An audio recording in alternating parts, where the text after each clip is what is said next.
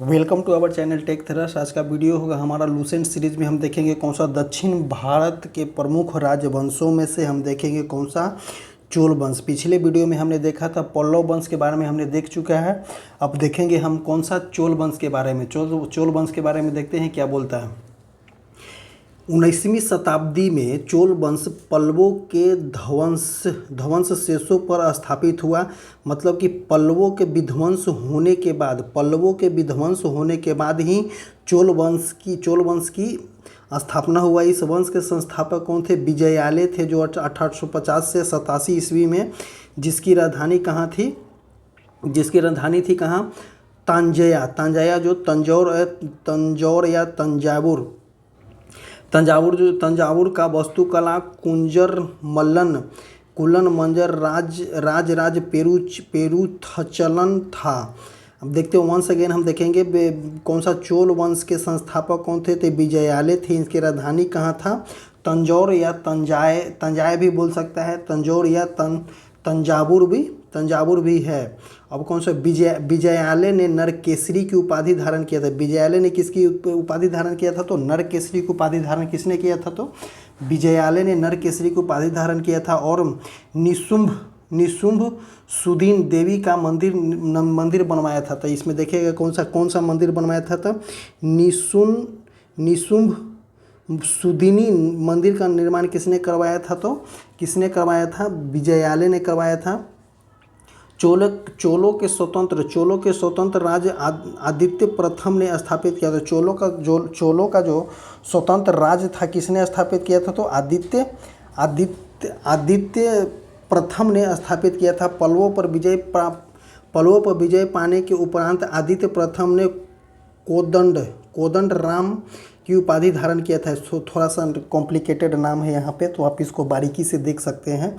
Complicated नाम वाले को हम उस पर ज़्यादातर जोर देंगे ताकि याद करना आसान हो जाए।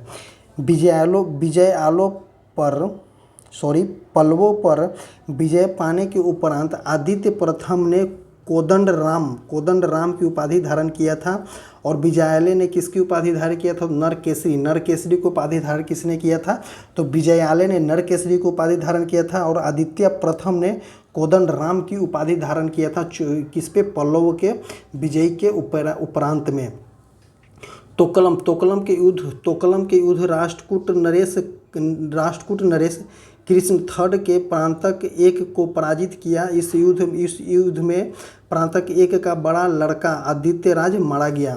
तब ये तोकलम का युद्ध जो है बहुत ही एग्जाम में पूछता है। तोकलम का युद्ध में राष्ट्रकूट के जो नरेश कृष्ण थर्ड ने प्रांतक वन को पराजित किया था।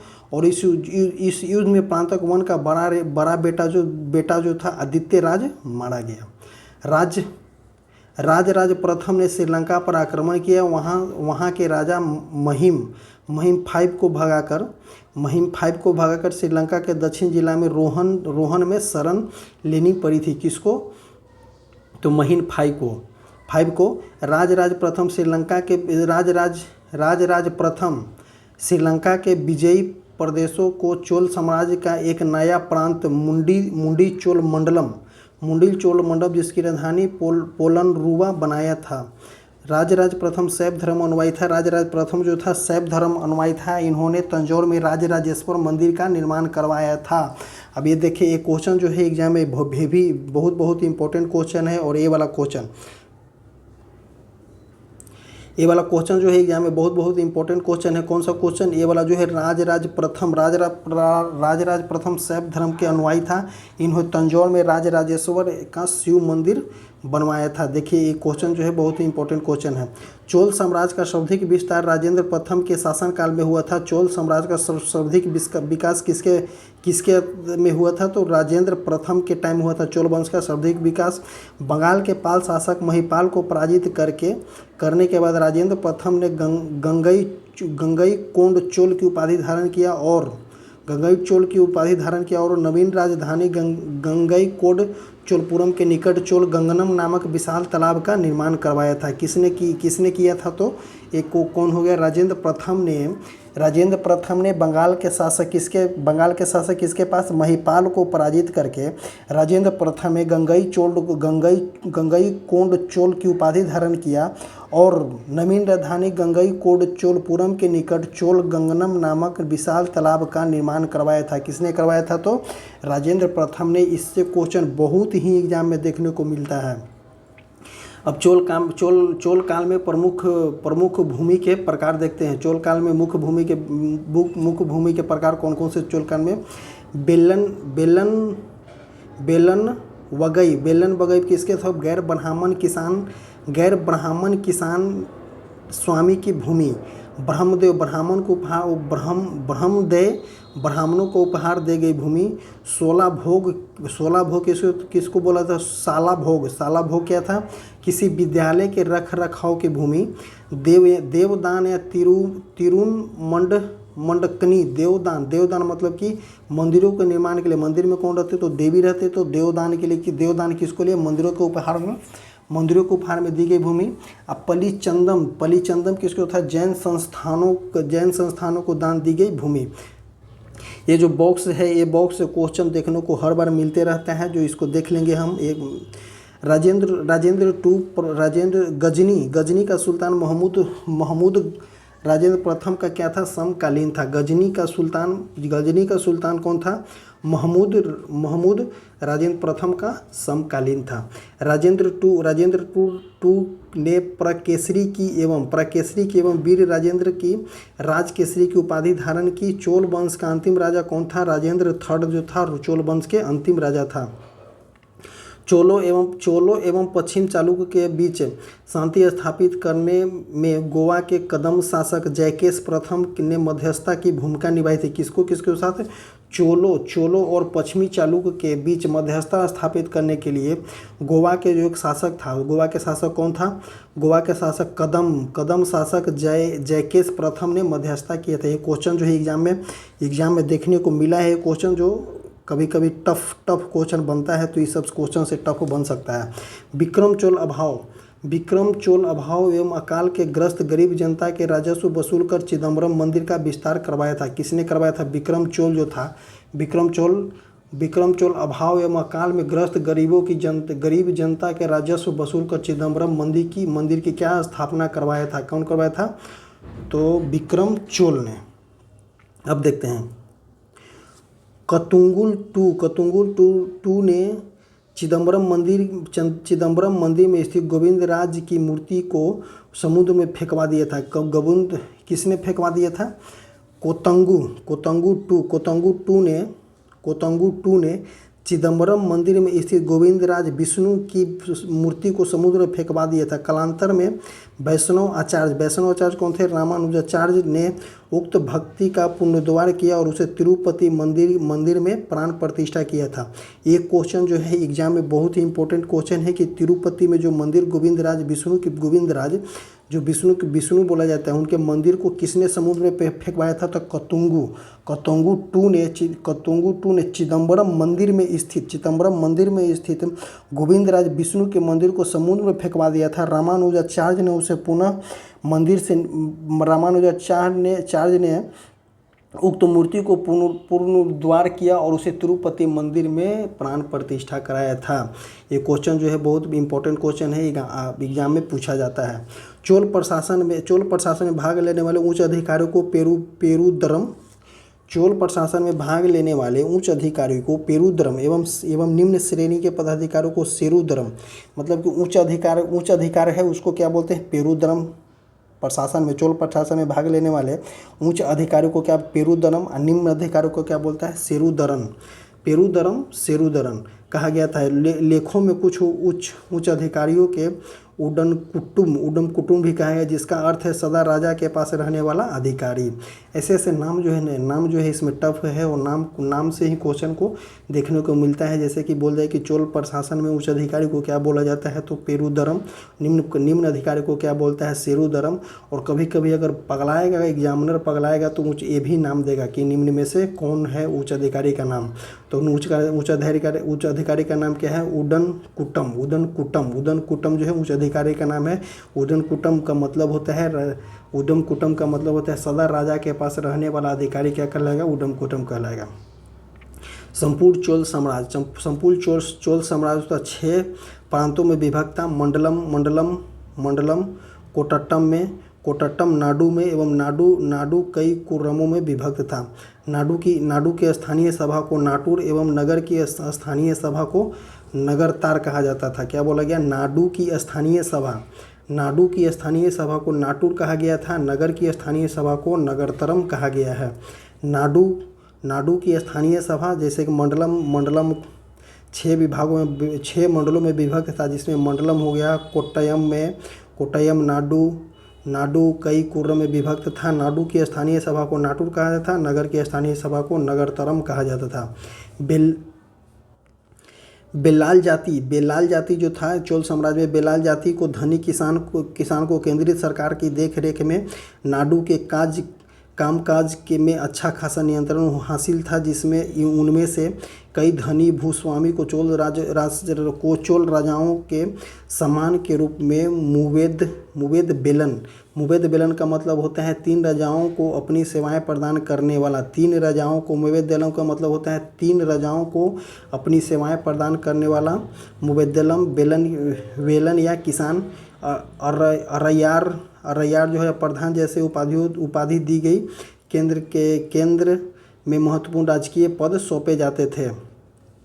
स्थानीय शासन चोल शासन की प्रमुख विशेषता थी। ये क्वेश्चन जो है एग्जाम में देखने को मिलता है कि स्थानीय शासन चोल साम्राज्य की प्रमुख विशेषता थी। उर सर्वधारण लोगों की समिति थी।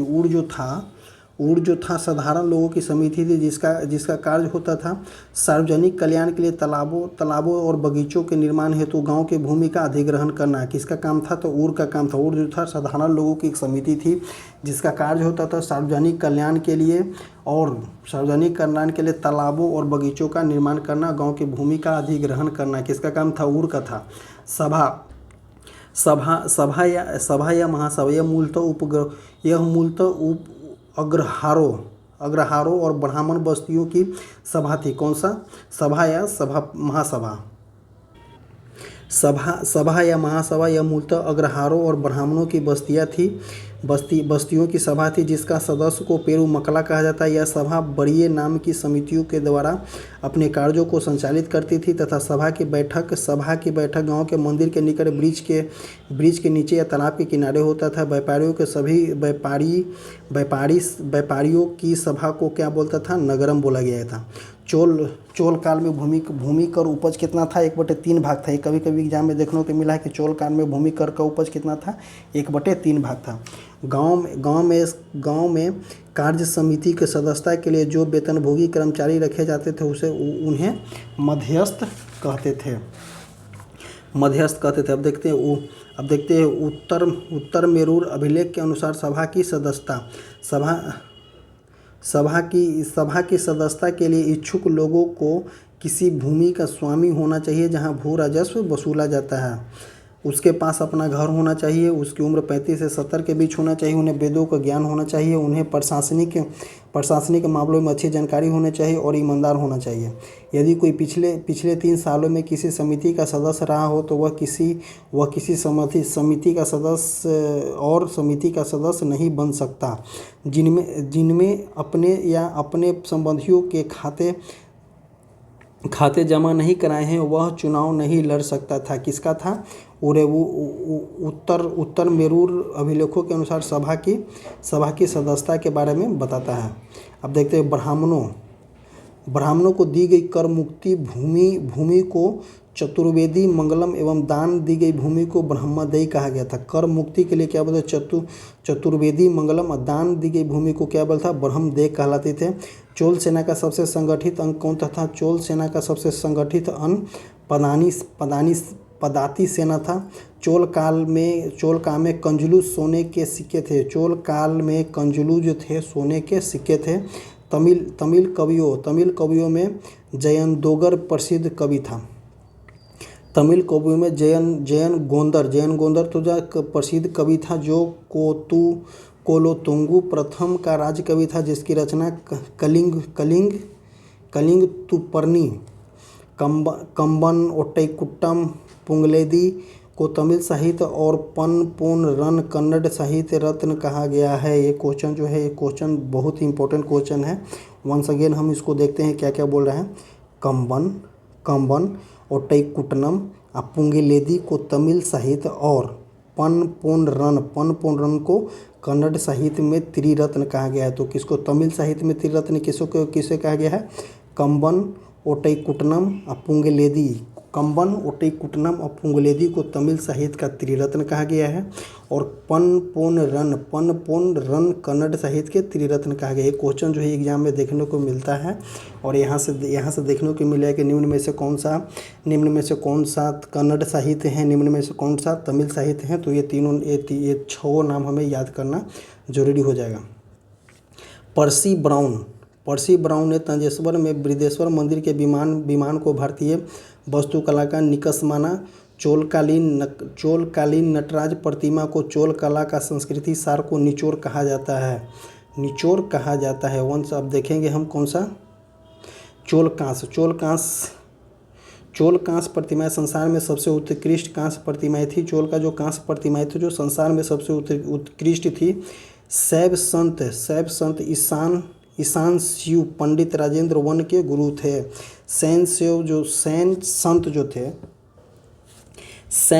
जो थे ईशान शिव पंडित जो थे राजेंद्र प्रथम के कौन थे? गुरु थे। चोल काल जो 10वीं सदी का सबसे महत्वपूर्ण बंदरगाह कौन था? कावेरी पट्टनम था। ये क्वेश्चन जो है एग्जाम में बहुत इंपॉर्टेंट क्वेश्चन है कि चोल साम्राज्य का सबसे प्रतिष्ठित बंदरगाह कौन था? तो कावेरी पट्टनम जो था सबसे प्रतिष्ठित बंदरगाह था। बहुत बड़ा गांव जो एक इकाई के रूप में शासित किया जाता था उसे क्या कहलाता था? तनियार कहलाता था। उत्तर मेरूर शिलालेख जो सभा संस्था का विस्तृत वर्णन उपस्थित करता है परांतक प्रथम के समकालीन से संबंधित था। चोल की राजधानी कलाक्रम के अनुसार थी उरैयूर, तंजौर, गंगईकोंड, चोलपुरम, कांची। चोल साम्राज्य की राजधानियाँ जो थी बहुत सारे थी। उसमें कौन से थे? उरैयूर, तंजौर, गंगईकोंड, चोलपुरम एवं कांची। ये सब चोल साम्राज्य की राजधानियाँ थी। जो राजा हैं अपने राजधानियाँ को चेंज करते गए उसी के अनुसार राजधानियाँ दिया गया है। चोल काल में सड़कों की देखभाल कौन करती थी? बागान समिति करती थी। चोल काल में सड़कों की देखभाल बागान समिति करती थी। चोल काल में आम वस्तुओं के आदान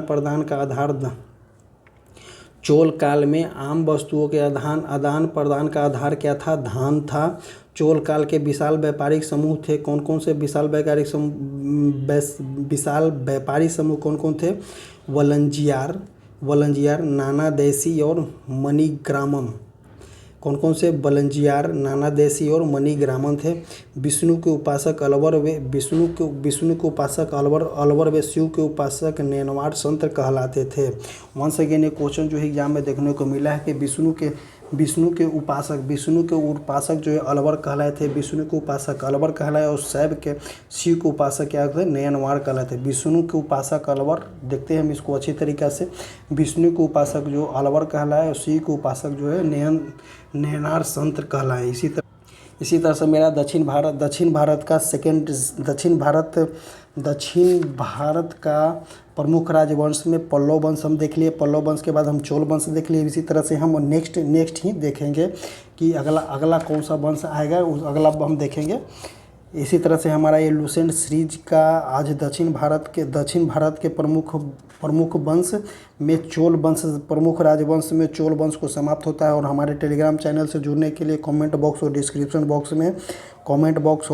बॉक्स में लिंक पिन किया रहता है। वहाँ पे जाकर के आप टेलीग्राम चैनल से जुड़े for the latest update.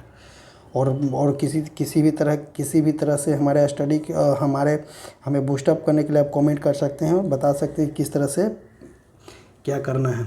So thank you. जय हिंद।